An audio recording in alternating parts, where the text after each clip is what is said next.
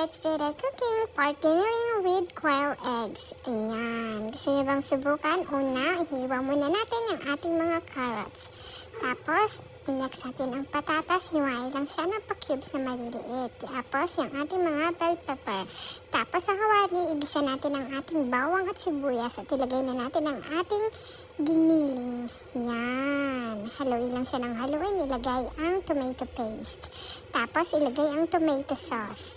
Tapos, lagyan ng dahon ng laurel. Ilagay ang mga hiniwa natin kaninang carrots at patatas. Lagyan ng kaunting water at pork cubes. Tapos, ilagay ang bell pepper at ang ating mga beans at ating ibang mga pataranta at pampalasa. Ilagay na natin ang ating quail eggs at luto na yan!